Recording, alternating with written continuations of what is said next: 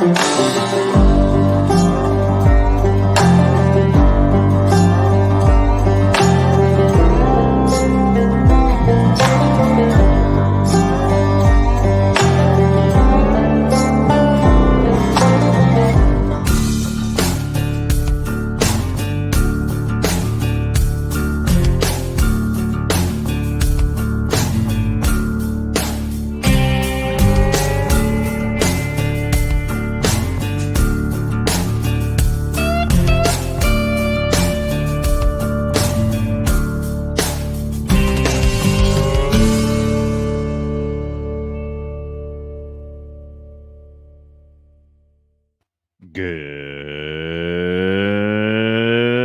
morning, Service Alliance community. How y'all doing today? Was that better? I bring it today, EJ. Are you happy with that intro now?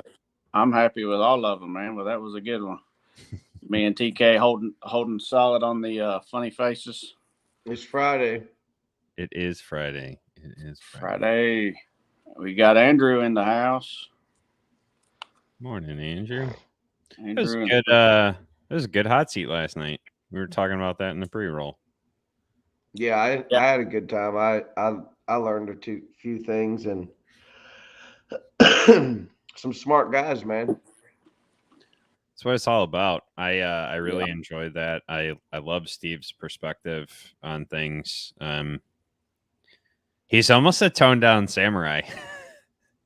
He was fun though. He was fun. I've never got to talk to him or listen to him talk, but he's the one that put together them tech videos, right? Yeah, in his group. I've been following his videos, his guides, all the stuff that he's doing, and it's been pretty awesome. Morning, Doug.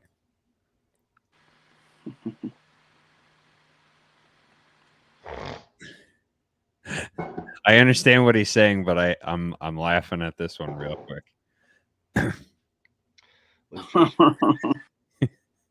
Was just watching the hottest guys. Sorry, I'm late.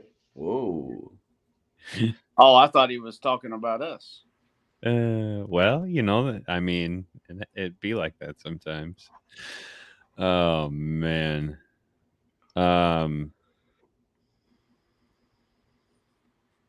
Morning, guys. Morning. Here's a good one. Andrew says the only issue with last night's panel was how dumb to make me realize that. Right? That's how I felt sitting there just moderating it. Like, I don't know what I'm doing. you were moderating, and that was a good spot. Yeah, that's where I needed to be. I had nothing to add to that topic. Yeah, it was just a safe spot to be, just in the room, right? Soaking it up. Yeah. No, it was great. It was great stuff. I've watched and listened to Steve's stuff. I've had conversations with Scott Brown, like that diagnostic. That's what he was kind of hitting on, like technicians not actually understanding how to read a wire diagram, not actually understanding how electricity flows through a unit. That's got to change. That really does have to change. That's one thing that Scott Brown, Master Samurai, has been like beating on for the last 10 years is, come on, guys, you got to learn this. It's important, Did we skip Doug? No, I What's up, Doug? Well, I missed him. That's all good. We did skip this one. I got that one while you were right on. Oh, okay. Well, we got our first question. Yeah. Go ahead. You want to pray it up and then rock into it, or go ahead? Why don't you pray it? All right. Dear Father, we just thank you for this day. Thank you for this time together. We thank you for the chance that we had last night to gather together as a community and just learn and grow and chase better. Father, we just pray that you bless the conversation this morning. Bless those in the panel and those in the audience. Be with our brothers and sisters across the country as they go out and love on people, love on their customers, and help to equip and encourage and pour back into their community. Father, we just thank you. We praise you. In Jesus' name. Amen. Amen. See, I got more aerodynamic yesterday. You get your ears lowered? Yeah, or the hair hired. I don't know what. Got all of them cut. So the first question is from Andrew. Why is the term pro so loosely used in some groups? Why is pro loosely used in general? Yeah, I'm not sure what he's talking about there. I think another question to add on top of that, is there a certain time period or a certain amount of time someone has to be doing a certain trade to be considered a professional? And what are the requirements of being considered a professional in a trade? What y'all think? I think it depends on the trade. I mean, the whole thing with electricians and plumbers is that they have to go through an apprenticeship. You know, and there's a certain level, there's certain stages that they have to pass. That doesn't mean that they're professional, though. You know, True. You can be professional in anything that you do. You can be considered pro in anything that you do. It's all about, a lot of it is in how you carry yourself and your willingness to learn. Where was it that I was either reading or listening, but someone was saying that, like, you don't have all the answers. You know what a pro does? Finds them. Is that yesterday's conversation? It might have been yesterday's conversation. Someone said, you know what a pro does? They go and they say, you know what? I don't have the answer to that, but I'm going to find out. Oh, it's Scott Holt Tuesday. Yeah, Tuesday. Yeah, there you go. That's a pro. Yeah. That's absolutely a pro. A pro says, you know what? I don't know the answer to that, but I'm going to find out. I think it's partly the how easy it is to get into the appliance industry. I think he's talking specifically appliance industry, and some of the other trades have more criteria that you have to overcome before you can become a business owner or a technician. I'm not saying that's a good thing or necessary for appliance repair, but people just say, hey, I'm going to start a business. And tomorrow they have a business and they get going on it like that. I think there's a certain level of that in the other industries, though. I think we're so close to it in appliance repair that we see it more than anything, right?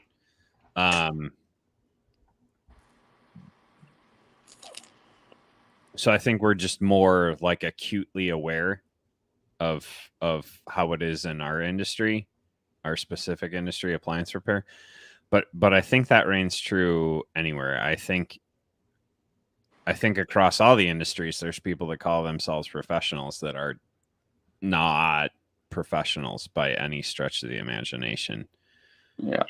You could call professional skill level, or professional as in quality. Right. The way you handle stuff. We'll blame it on the tool manufacturers calling their crap professional grade, and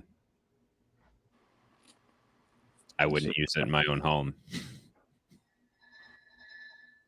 Matt Harris. I don't know why it keeps kicking his name off. Yeah, it's the craziest thing because he's back now. Andrew says, truly, professional is only a label that you earn money doing that is being done. What it is that is being done. Yeah. If you get paid to do something, then you're a professional. At the basis of it. Yeah, I mean, that's the bare minimum of it. Is this one? Matt, some people have 20 years experience and some people have 1 year experience 20 times. Yeah. Yeah, we heard that at ASTI a couple times, actually. All right. What else you guys got? What other questions you got for us? Yeah, it's Ask Me Anything. We got 3 of us here. I did get the links up last night from last night's topics. So if you were interested in Steve Morrison's group, if you were interested in the board repair kit, if you were interested in those two gentlemen's YouTube channels, it's all there over on Service Alliance Group Facebook page. Yeah.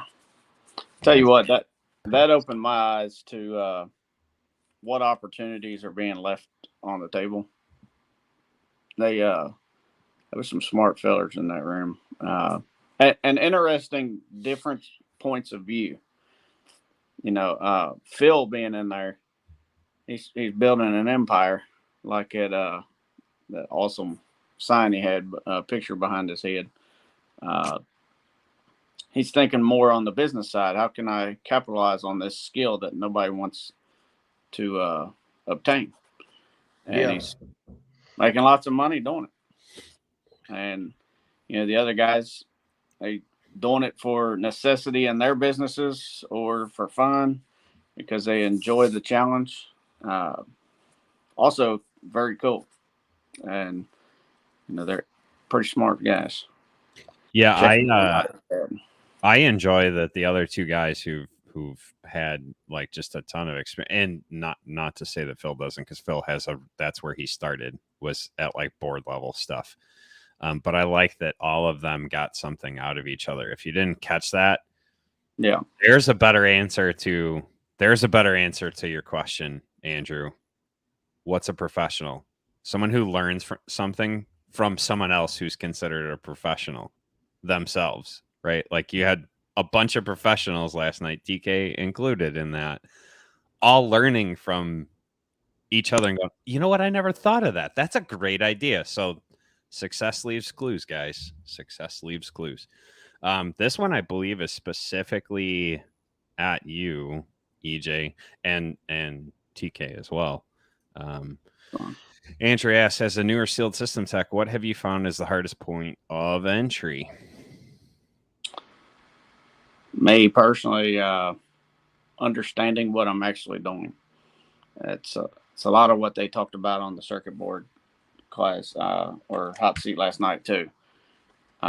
It's a challenging new skill, and there's so much to understand of what's actually going on, what you're doing, what you're seeing, what it's doing, and how to make it better rather than just being part changer. I think in the very beginning, you learn how to change the parts, and learning what the heck's actually going on is the bigger challenge. That's my opinion. No, I would concur with that actually, because understanding the theory behind everything is huge.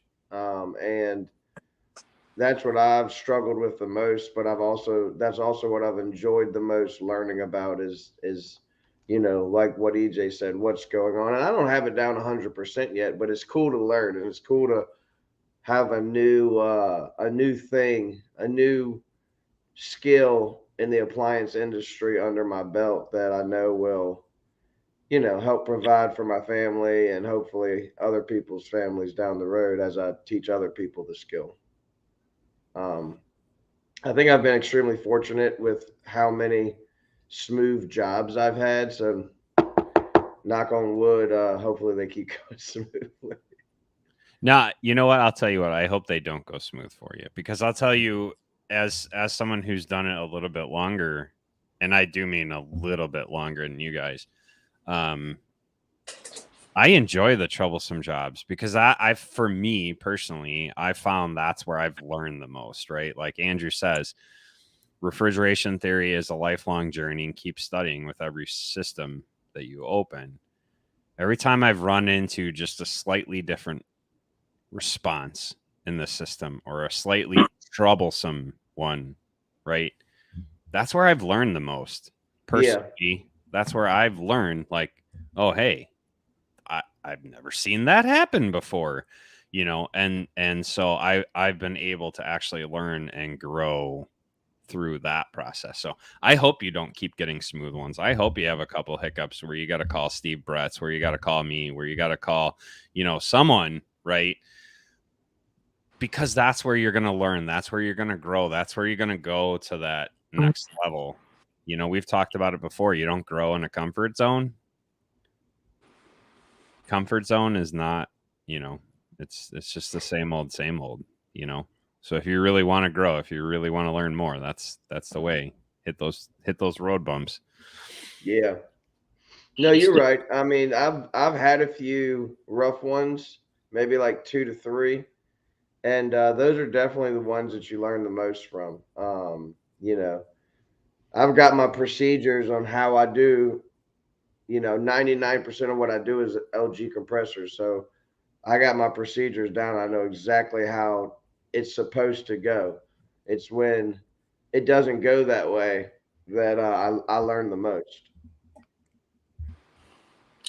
Reggie, your favorite Encompass supply rep. What's the best tool carrying setup? I have your answer here. This is the only answer.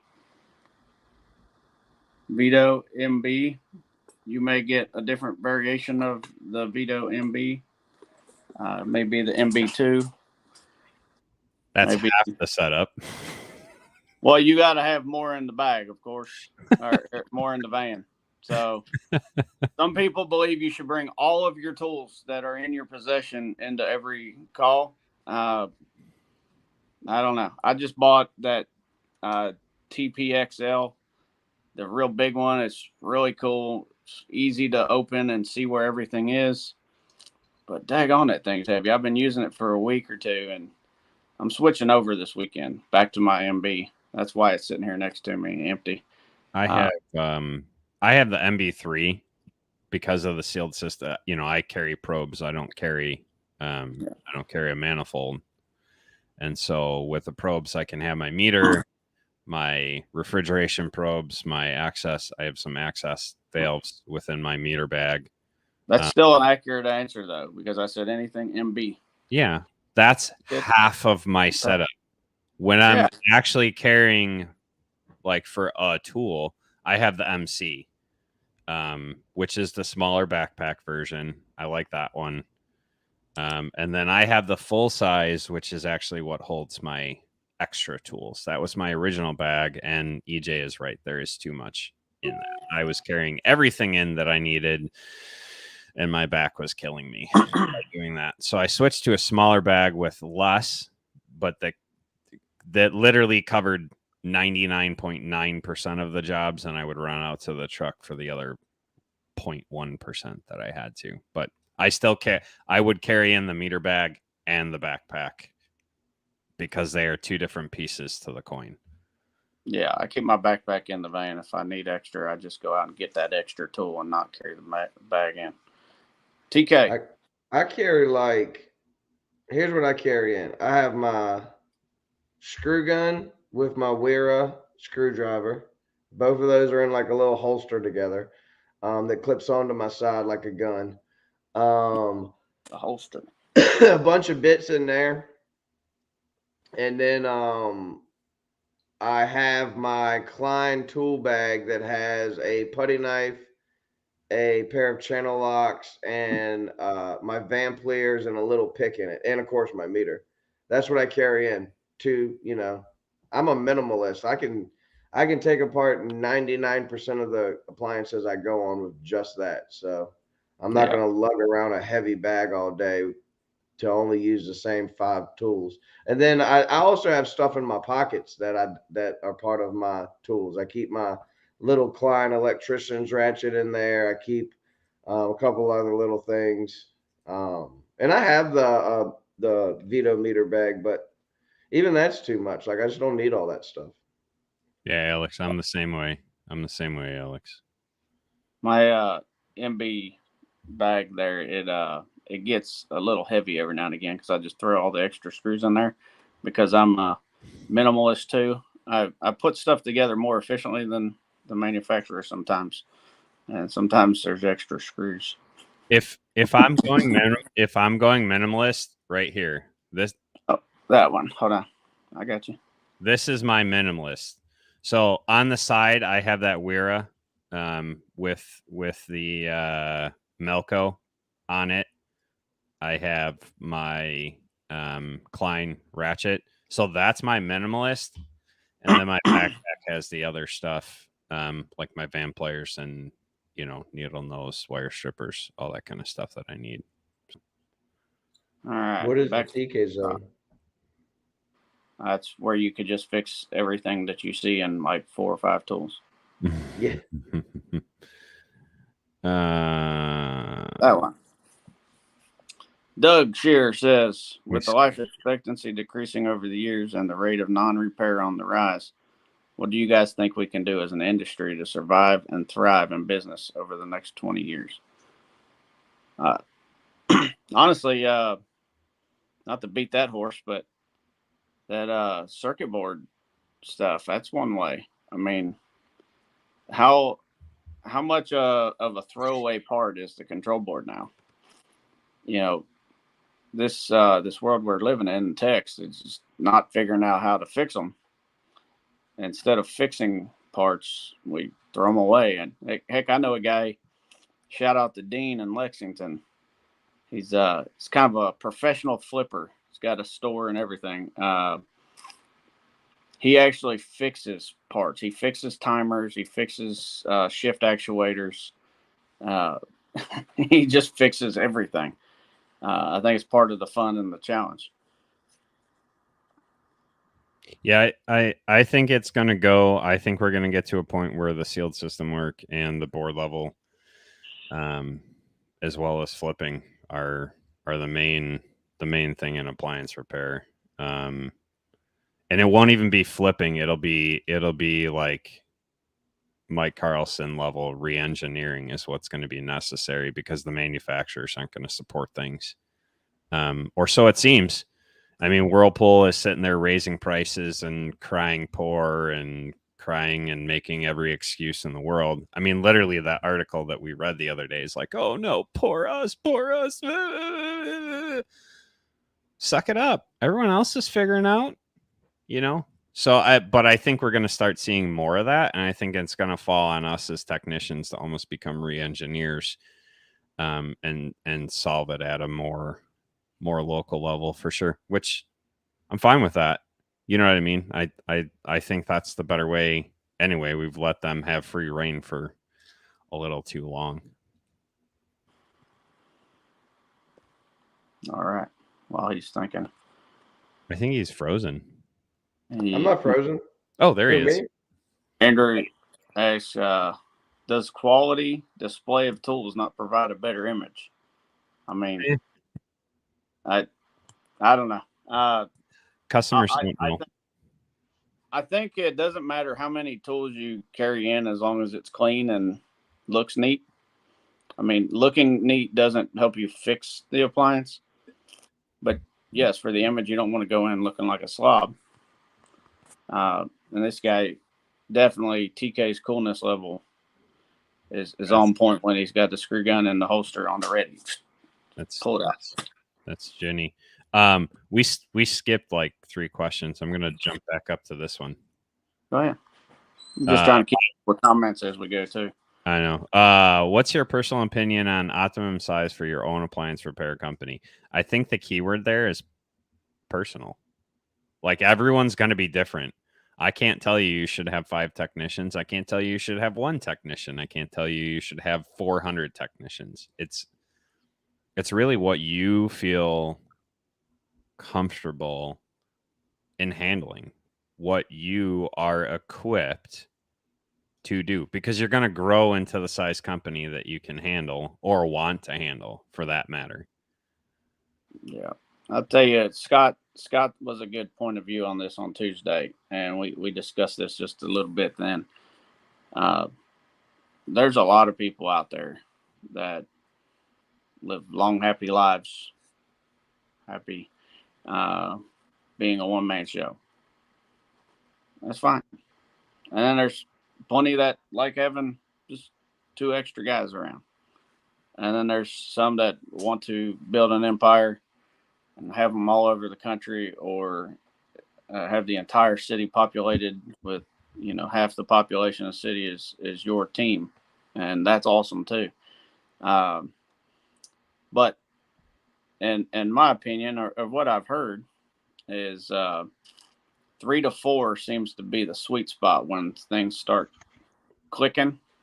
It's a little smoother if you've built it the proper way. Don't just hire 3 guys and say, okay, I'm good. But if you get everything lined out and your growth is smart and you kind of growing on time at the right times, 3 to 4 is what I've heard is when the numbers start making a lot more sense. I'm hoping For me, anyways. it's whatever number of technicians gets me off the road and in more of a strictly supervisory position. And I don't know what that number is. I'm thinking 5 personally. Bob's doing that with 2, but he's further along in the journey than us. So that's where I'm going. Like it's if you're newer in the industry, if you're newer in ownership, hear this for what it is. It's going to come down to what you are ready to handle, because you will never be able to handle more than you're ready to handle. Right? So you think 5 technicians is it, but you're not ready for it. Guess what? You're going to have a heck of a time having 5 technicians. Like a heck of a time having 5 technicians, right? So Stephen Hughes, he's been in this a little longer than us and has more techs than us. Stages 3 to 4 is good, 6 to 8 and 10 to 12 are sweet spots for us over the past 10 years. That's good. I need to hire 8 more guys this week, and I might be able to start competing with Steven out there. He still is not going to dial down his ads for me, so I'm just going to have to beat him the other way. So he's out there dominating Lexington. Shout out to my boy. Did you go through all the comments that were in between, or no? No. They started rolling in too fast for me. This one's funny. Yeah. You guys think I carry too many? Kyle carries way too many. He carries twice what I carry. You got better after we visited you last year. It's true, but he still carried twice what I was carrying then. Yeah. So here's another question or a comment about that tool bag.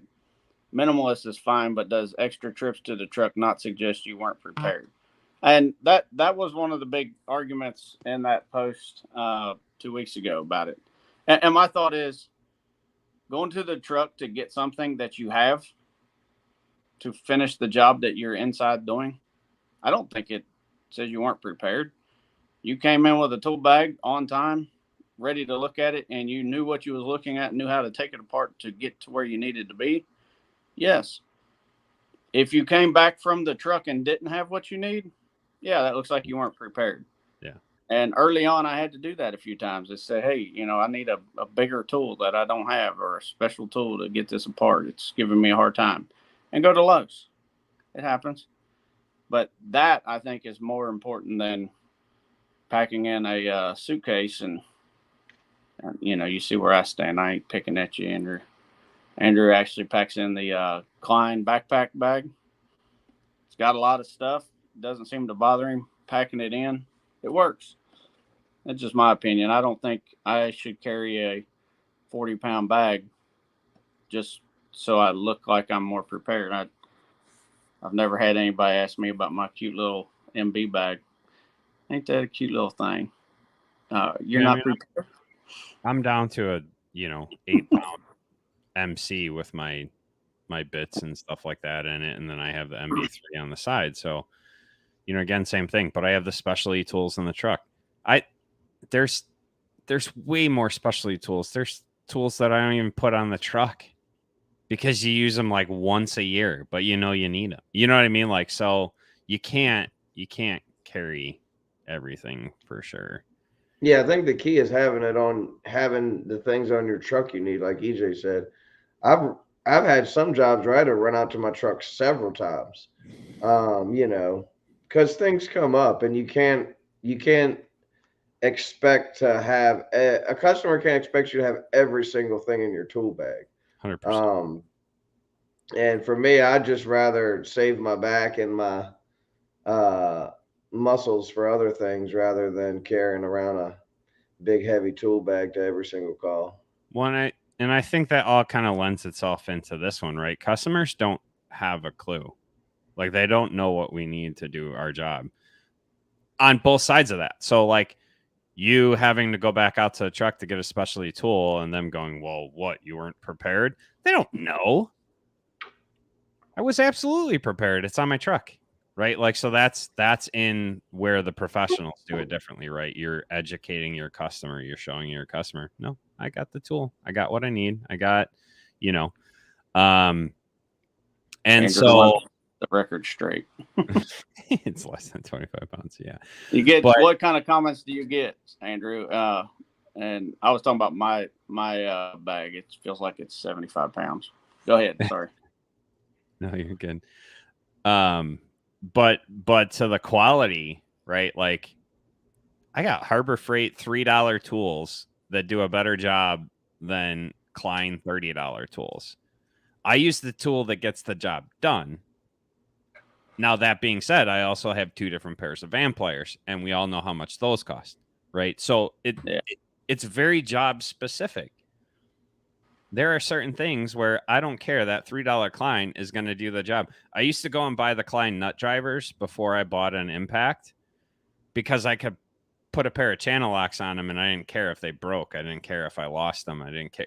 There were some of these that especially Korean manufacturers would cork the screws on to ungodly, almost need a torch to get off. And so I would, those little $3 Harbor Freight 500 pack of drivers, you put a pair of channel locks on and this is the correct answer. Yeah. We're all wrong, and this is the one correct answer. Rob from Samsung. Efficiency is the main goal. Amen. Whatever personally makes each individual tech efficient as possible is the proper tool bag. Yeah, I mean, we want to present a professional image and get the job done. At the end of the day, the customer just wants the thing fixed. The rest of it is fluff. I don't think we've let TK talk in a little bit. You good, bro? Yeah, what's the question? Oh, we're still talking tool bag size. Yeah. Carry whatever. I agree with Rob. Carry whatever you think is the best tool bag for you. Yeah, and I think you have to be willing to ask the question, am I carrying too much? Or am I not carrying enough? Like, take an honest assessment.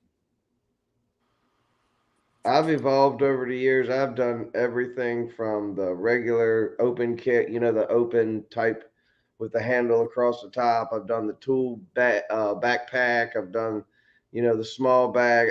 There was a short period of time, and I do not recommend this because it is truly unprofessional. I was carrying my tools in an ice bucket, one of the ice buckets that. But I will say this: that ice bucket goes in with me on more jobs than you'd think. I still take the ice bucket in. I have several on my truck. I have one set up with my steamer. I have one set up for my sealed system where I soak my rags and stuff like that. Don't sleep on the Whirlpool ice buckets. Those things are amazing. No, we're still here. We're still talking, man. Did the feed die? Kirk, what's up, man? I think is that slick? Apparently commenting turned off. Apparently we've had more comments. Oh, it's a moderation tool. We got to go turn that off on the back end. That's what's going on.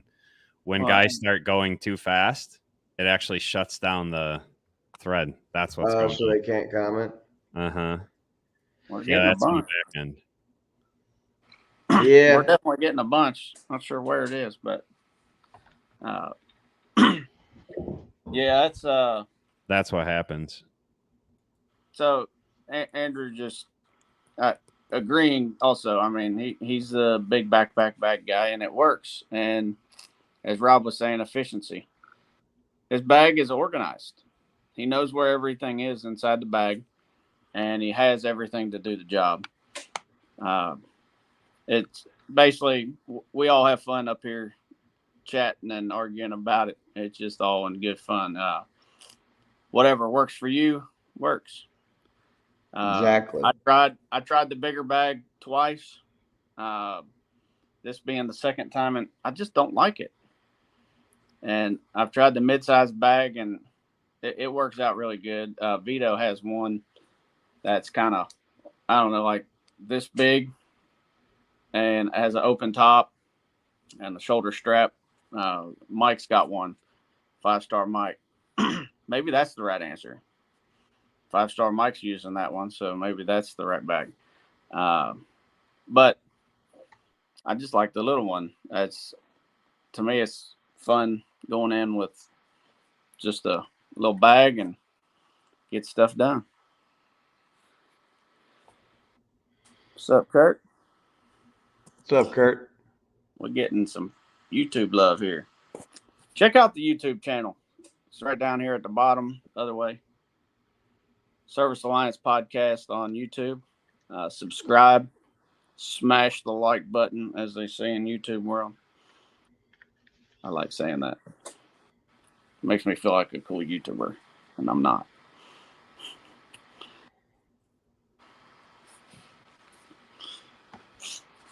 What we got? Okay, he's not Slick. He's Philly Kirk. Slick is go get a big. Yeah. Shout out to all the Kirks out there.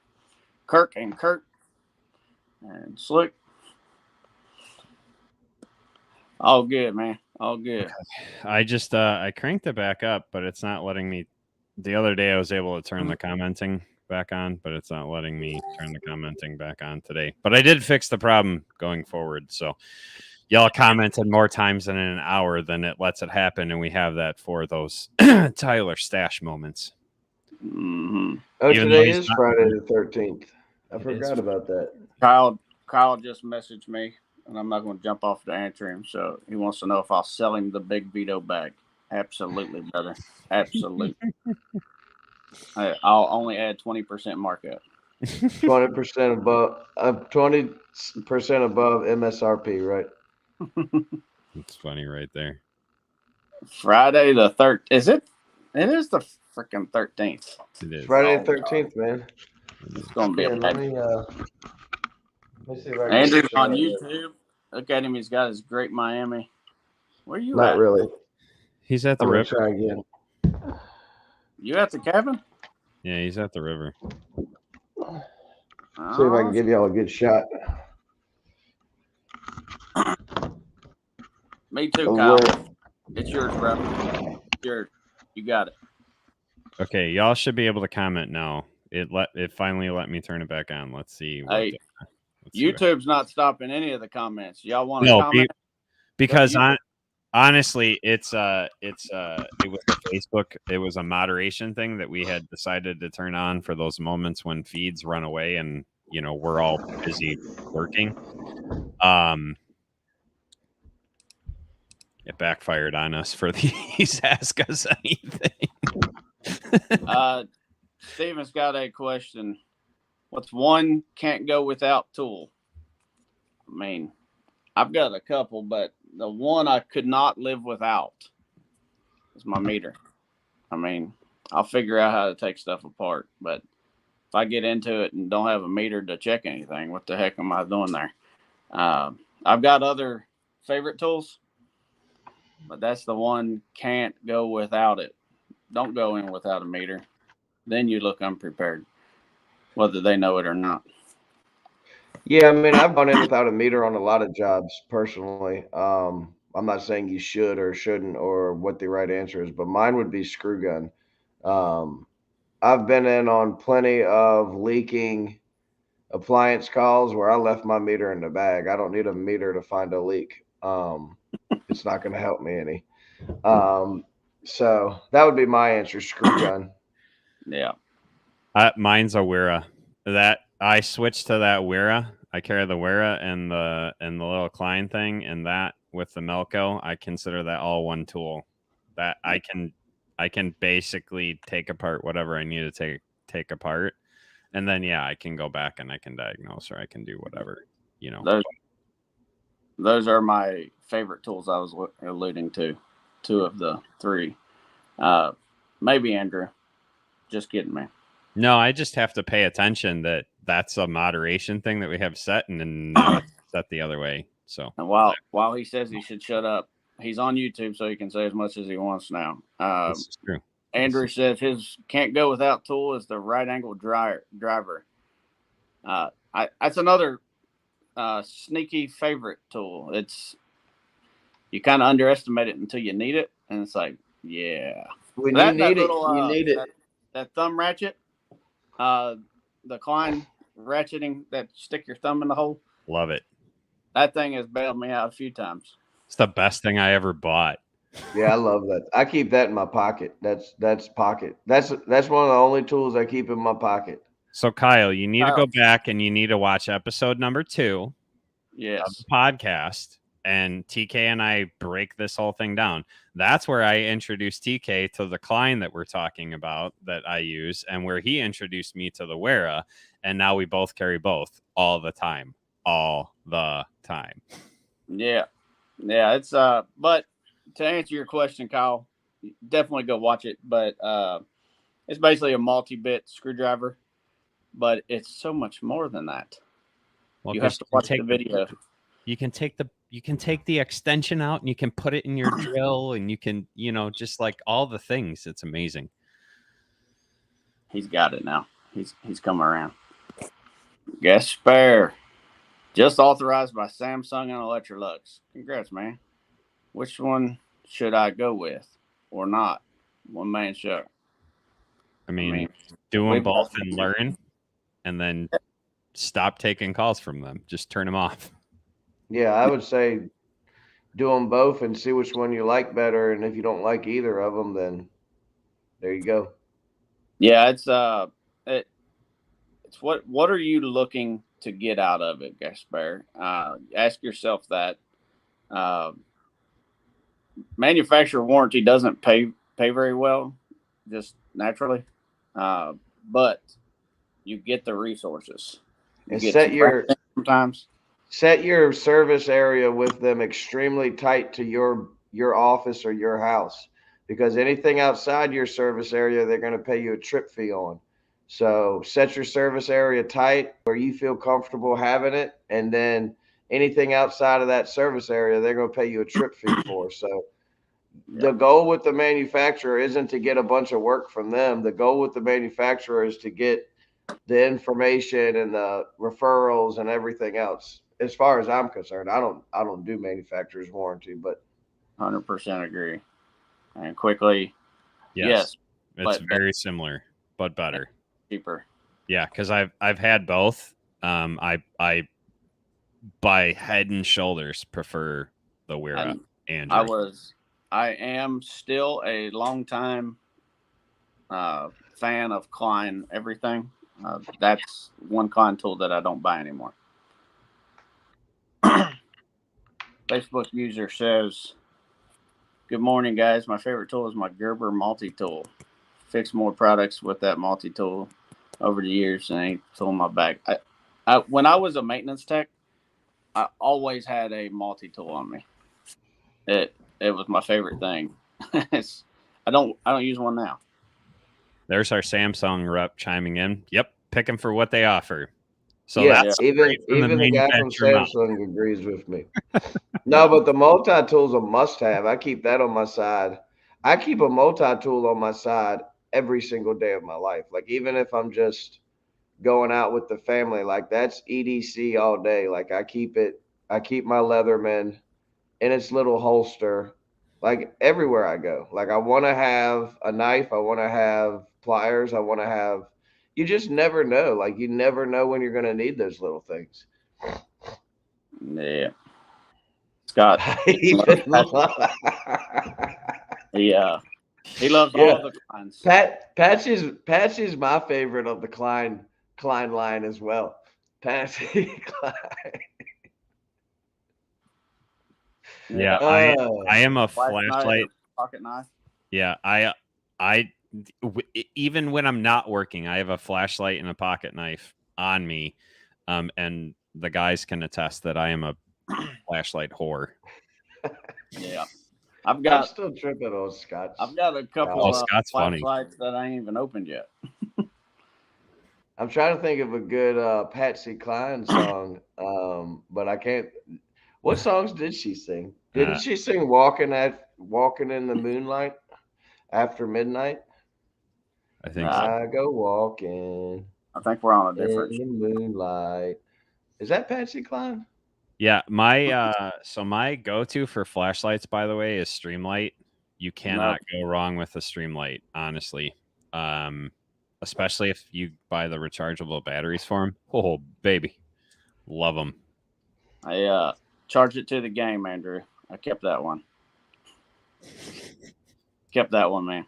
Yeah, you gotta watch schools. Are you stealing people's flashlights, EJ? Not intentionally. I'll hold it for you, bro. I'll keep it safe. Send me your address. And there's Scott. Yep. He really does love Patsy Cline. Crazy. And stand by your man. Yeah. All right, we've devolved. Patsy Cline had some bangers, boy. Some bangers. He did in the day. Oh boy. All right. That was a good Friday. Podcast drops tomorrow. Habit Finder. Some of y'all are going to be ready for that one. Some of y'all are not ready for that one.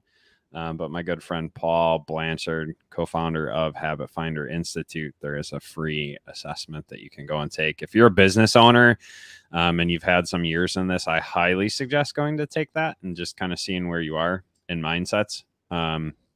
It's a good conversation. I had a lot of fun talking with him. I always have fun talking with Paul. Is that he's stuff with the numbers? Yeah. So yeah, they study the brain and it's a mathematical equation and all this other stuff. It's fascinating if you're a nerd like that. And if you're not a nerd, it'll just give you a good indicator of some of your habits. So, and if you're not into that, just stay tuned for the next week. Yeah, or go back and rewatch some of them and share them with your friends and like and subscribe and comment and do all the things. Definitely. Do all the things. All the things. All the YouTube things. If you love us on Facebook, do all the things on YouTube too. Yeah, you should. That helps us grow. That helps us get in the algorithm. The channel is steadily growing. We're quite happy with that. We, from two crazy guys, a little hungover on New Year's Day, or drunk on New Year's Day. It was a good time. These two, not me. DJ's our designated driver. Yeah. Generally. Even virtually. If you drive drunk and call me, then I'll be your DD. I drank 2 bourbons last night after the hot seat and passed out. I was not ready to go hard. So see you, Rob. Thanks for joining us. Have a good weekend, Rob. Have a great weekend. Scott. Thanks, Andrew. We will. Yes, Bear. We love y'all, man. Hey, we're up to, I think, 15.5 subscribers on YouTube. If you don't believe that number, log into YouTube and check it out. 15.5. Okay. Yeah. We're looking for somebody else to make up that other half. Go ahead and do the things. Do the things. All the things. Have a great weekend, guys. We'll see you guys Monday. Peace out.